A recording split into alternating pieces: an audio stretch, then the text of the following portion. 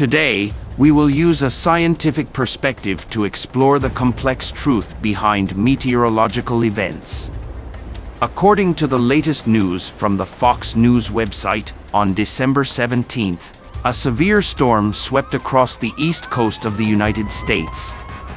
Low-lying areas in South Carolina experienced severe flooding as storm causes heavy downpours. Many roads remain closed. Charleston's tide gauges swelled to the city's fourth highest level ever recorded, according to media reports. About 4 inches of rain fell in Charleston. Dozens of roads were closed and streets were littered with stranded cars. Rescue crews in the seaside community of Georgetown, South Carolina, rescued dozens of motorists trapped by floodwaters.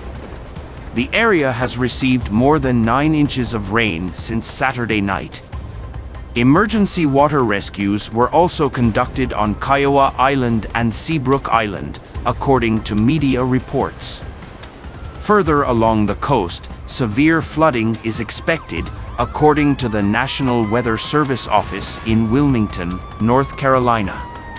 Since the storm, there have been more than 31,000 power outages in South Carolina, more than 14,000 in North Carolina, and more than 11,000 in Florida, according to statistics. Thank you for liking, leaving comments, subscribing and turning on the little bell. We will update every day. The storm is expected to move along the Georgia and Carolina coasts, producing heavy rain and gusty winds, the Weather Service said. Wind gusts of 35 miles per hour to 45 miles per hour could blow down trees, especially on saturated ground. New York Governor Kathy Hochul warned that parts of the state could see 2 to 4 inches of rain, strong winds, and flooding. Flood warnings were in effect for many parts of New York City, and wind warnings were also in effect around the city and Long Island. Meanwhile, the storm dumped up to 5 inches of rain on Florida, flooding streets and forcing the cancellation of boat parades and other holiday festivities. Coastal warnings were issued for much of Florida as strong winds churned up coastal waters in the Gulf of Mexico and North Atlantic. The storm could be good news for residents of Southwest Florida, who have been facing water restrictions and drought conditions ahead of the region's typically dry season. The Weather Service also warned of strong winds along the coast and offshore in parts of Pennsylvania, New Jersey, and Delaware, moderate coastal flooding along the Delaware Bay, and widespread minor flooding in other areas. Coastal flooding. In fact, the reasons why the United States is frequently hit by storms are complicated. First of all, the United States is located in the temperate zone and has obvious climate changes. The United States is mainly affected by the westerly wind belt, with high air humidity and prone to storms. In addition, global climate warming has increased extreme weather events in recent years, and the frequency of severe storms in the United States has also increased. Secondly, the United States has complex topography, surrounded by sea on 3 sides, and has mountains and canyons. This provides favorable conditions for the formation, movement, and development of storms. For example, the Gulf of Mexico and the Atlantic warm current provide sufficient water vapor for the storm. After the hurricane is formed, the shallow waters of the Gulf of Mexico and the southeastern coast are conducive to the rapid intensification of the storm. The Rocky Mountains divert the storm moving inland, increasing the uncertainty of the storm path, etc. Weight. Complex terrain increases the uncertainty of storm hazards. At the same time, the United States is densely populated, highly urbanized, and has a high concentration of critical infrastructure. This makes it easy for a storm disaster to have a serious impact on the U.S. national economy and daily life in a short period of time. Take Hurricanes Katrina and SARS as examples. their devastating blow to urban infrastructure and the safety of residents' lives and property in New Orleans and other cities has been difficult to recover for a long time.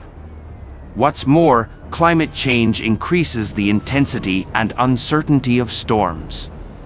Research shows that the global warming trend is irreversible in the future and temperatures will continue to rise. This will lead to ocean warming, providing more water vapor for storms, extreme precipitation events will increase, and floods caused by storms will become more severe. The southeastern coast of the United States is particularly exposed to the dual threats of intensifying hurricanes and rising sea levels. Therefore, the fundamental reason why the United States frequently encounters severe storms is the dual impact of its climate environment and geographical location. Although the United States leads the world in storm defense technology and emergency rescue capabilities, there is still a long way to go to completely get rid of the threat of storms, which requires long-term and fundamental strengthening of international cooperation and adaptation to climate change. The United States is particularly prone to flooding after storms for many reasons. First of all, heavy rains brought by storms are the main cause of floods. Storm weather systems such as hurricanes and tornadoes can carry large amounts of water vapor and produce short-term heavy rainfall, which is an important factor in causing regional floods and waterlogging. Take Hurricanes Sandy and Katrina as examples. After they made landfall, they brought extreme rainfall once in decades to areas such as New York and New Orleans, causing widespread flooding. Climate warming is also increasing the intensity and frequency of these extreme rainfall events. Secondly, most areas in the United States have low and flat terrain and slow surface runoff. The southeastern coastal zone even extends to a large area of wet land with poor drainage. Once these areas encounter heavy rainfall brought by storms, they are prone to waterlogging and flooding. Flooding often lasts for a week or more after a storm. At the same time, many cities in the United States have problems with aging urban drainage systems and insufficient capacity. In the face of extreme heavy rains, these drainage systems often reach overload status quickly and cannot effectively divert accumulated water, thus exacerbating waterlogging and flooding on roads and residential areas. Detroit and Chicago, for example, both had serious deficiencies in their drainage systems and suffered particularly heavy losses from post-storm flooding. What cannot be ignored is that many areas in the United States have seriously damaged natural wetlands due to long-term development and construction. These wetlands could have played an important role in storing and draining floods. The reduction of wetland area directly weakens the local natural ability to withstand floods. After Hurricane Katrina, a large amount of sediment was deposited in the New Orleans wetland, which seriously damaged the flood storage and drainage function, becoming one of the important reasons for the repeated storm floods in the city. Therefore, floods are likely to occur after storms in the United States. The reason is that the climate environment is prone to produce heavy rainfall storms. Secondary topographic and landform conditions have a negative impact, and excessive urbanization and wetland damage weaken the local natural adjustment capabilities. Countermeasures include strengthening storm warning systems, improving urban drainage capacity, and restoring natural wetlands. But fundamentally, it is still necessary to actively respond to global climate change and promote low-carbon development to mitigate the increasing trend of extreme storms and flood events. In fact, in recent years, floods have occurred frequently in many regions around the world, mainly in some countries and regions in Asia, America, Europe, and Africa. In Asia, parts of South Asia and Southeast Asia are global flood-prone areas. Among them, countries such as India, Bangladesh, Pakistan, and Thailand suffer from floods of varying scales every year during the flood season, causing serious impacts on local people's lives and economies. In America, the United States is the country with the most frequent flood disasters. In the southeastern coastal states, as well as in the central and western regions, urban floods and river floods of varying scales occur every hurricane and heavy rainfall season. Take Hurricane Sandy as an example. The coastal storm surge and inland flooding caused by it caused nearly $70 billion in economic losses to New York and New Jersey. In addition, Central American countries such as Mexico and Costa Rica, as well as South American countries such as Brazil and Peru, also have relatively serious flooding problems. In Europe, countries in Western and Eastern Europe are facing the threat of floods. Western European countries such as Germany, France, and the United Kingdom have seen a significant increase in the number of heavy rains and floods in recent years. Eastern European countries such as Russia, Ukraine, and Latvia are also facing increasingly severe flood disaster challenges. The main types of floods in Europe include urban flooding, river flooding, and flash floods. In Africa, floods mainly occur in East and West Africa. In recent years, Kenya, Somalia, Uganda, and other East African countries have frequently suffered floods, while Nigeria and Ghana in West Africa have also experienced frequent major floods. In addition, countries in parts of South Africa and North Africa, such as Egypt and Tunisia, are also facing increasingly serious flooding problems. In recent years, flood disasters have occurred frequently in many places around the world, and the reasons are worth pondering. First, climate change leads to an increase in extreme rainfall events. Global warming has intensified water circulation and water vapor exchange, causing the intensity and frequency of extreme rainstorms to increase. If the Earth's temperature rises by 2 degrees Celsius above pre-industrial levels, extreme rainfall could increase by up to 7%. Therefore, climate change is an important climate background for the increase in floods in many places around the world in recent years.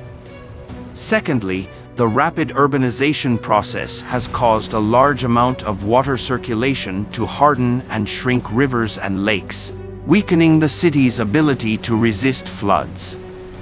At the same time, the urban drainage pipe network system cannot keep up with rapid urbanization, lacks rainwater and sewage diversion, and cannot cope with extreme rainstorms, thus aggravating urban waterlogging. Flood disasters are particularly serious in large cities in developing countries. At the same time, human overexploitation has destroyed many natural flood storage wetlands. This directly reduces flood regulation capabilities. At the same time, overuse of land has resulted in significantly accelerated surface and underground runoff rates, advancing the time of flood peaks and increasing flood risks. What cannot be ignored is that the governance level and management capabilities of some countries and regions are relatively weak. In developing countries, the construction of flood prevention and control systems lags behind that of high-income countries, and they are unable to effectively respond to and mitigate flood disasters. In addition, some countries also have gaps in flood prevention infrastructure due to financial and technical reasons. It is worth mentioning that the climate types in some disaster-prone areas can easily induce floods. Tropical and subtropical monsoon climates are typical high-temperature and rainy climate types, with frequent heavy rain and extreme weather events. This is an important climate foundation for areas prone to flood disasters such as Asia and Africa. Therefore, global climate warming is changing many regional climate patterns and increasing the variability and uncertainty of flood occurrence. If greenhouse gas emissions continue to increase in the future, related risks may further rise, placing greater pressure on flood prevention and control on various countries. In fact, flood disasters will cause many losses and damage to life and property safety, infrastructure, ecological environment, and social and economic stability. First of all, floods will seriously threaten people's lives. Raging floods will directly drown people who cannot escape. Floods will also be accompanied by secondary disasters such as landslides and building collapses, which will indirectly cause casualties. In developing countries, due to relatively weak disaster prevention awareness and infrastructure, the casualties caused by flood disasters are often the most severe. Secondly, floods will destructively damage a large number of houses, bridges, roads, and other buildings and urban infrastructure. After the flood, the appearance and functions of the city were completely destroyed, and it took a long time to rebuild. Take the devastating floods in Pakistan in 2010 as an example. More than 80% of the buildings in some areas were destroyed. Similar situations occur in many poor areas of the world. At the same time, floods will damage food crops and kill livestock in large numbers, seriously affecting agricultural production and regional food security. The economies of developing countries that rely on agriculture are too single-minded. A major flood may put millions of residents in the area facing the crisis of food shortage. What cannot be ignored is that floods will pollute water bodies and destroy the ecological environment and biodiversity. Floods will impact pollution sources such as chemical plants, or cause large amounts of domestic sewage to mix into rivers and lakes, causing regional water pollution incidents. They will also destroy the living environment of wild animals and plants. More importantly, it seriously affects and damages the regional or national economy. Direct economic losses mainly come from the destruction of infrastructure and productivity, the paralysis of affected areas, and large-scale population displacement. After floods will also cause incalculable indirect losses to the national economy. It is worth mentioning that floods will overwhelm social disaster relief capabilities, lead to social unrest, and affect political stability in the long term. In developing countries, problems such as the lack of relief supplies and the spread of infectious diseases after floods arise one after another, seriously consuming government resources and exacerbating conflicts between the rich and the poor, which are important factors affecting social stability. When a flood disaster occurs, mastering the correct escape and self-rescue methods can greatly improve the chance of survival. First, you must reach the safe zone in time. If water accumulates inside the house, you should evacuate to a high-rise or a relatively high outdoor point as soon as possible. If water begins to accumulate on external roads and public places, you should promptly move to a pre-confirmed shelter or tall building for temporary shelter. When choosing a shelter, priority should be given to officially designated shelters, which are often equipped with basic life-saving facilities and supplies. Secondly, you need to evacuate according to official guidelines and evacuation routes. Governments at all levels will generally draw flood disaster risk area maps in advance and plan corresponding safe evacuation routes. Before a disaster strikes, residents must understand the official safety evacuation guidelines in advance and memorize the surrounding safe evacuation routes. At the same time, choose safe and reliable transportation. Private cars are not suitable for evacuation and can easily be caught by floods. Try to choose walking, high-level rescue vehicles sent by the government or trucks or armored vehicles that are tall enough. What cannot be ignored is the need to evacuate with emergency equipment and necessities, such as drinking water, medicine, blankets, flashlights, and other daily necessities that can be used for several days, as well as important documents, cash, and other indispensable items. Use a buoyant and watertight backpack to carry supplies to prevent important items from being flooded. More importantly, pay attention to staying connected with the outside world. Report your location and riding conditions to your relatives and friends. At the same time, keep an eye on the government rescue instruction channel to obtain first-hand disaster rescue information. It is worth special reminder that groups with special needs such as the elderly, the weak, women and children need to be assisted to evacuate. During the personnel transfer process, proactive assistance can save valuable time and save more lives. This is also an important manifestation of public spirit. In addition, homes should be cleaned immediately after the flood recedes to prevent secondary disasters. Only by clearing hidden dangers and preventing infections in time can we speed up the reconstruction of life. At the same time, we should actively cooperate with the government's disaster relief efforts to tide over the difficulties together. In fact, some key measures are particularly important to effectively prevent and mitigate flood disasters. First, we must improve the early warning monitoring and emergency management system. Make full use of meteorological and hydrological sensor networks and forecast numerical models to improve monitoring and forecasting capabilities for extreme rainfall and floods, and provide decision makers and the public with more accurate and efficient early warning services. At the same time, governments at all levels organize regular flood prevention drills to continuously improve emergency response capabilities for water conservancy project dispatch and personnel transfer and resettlement.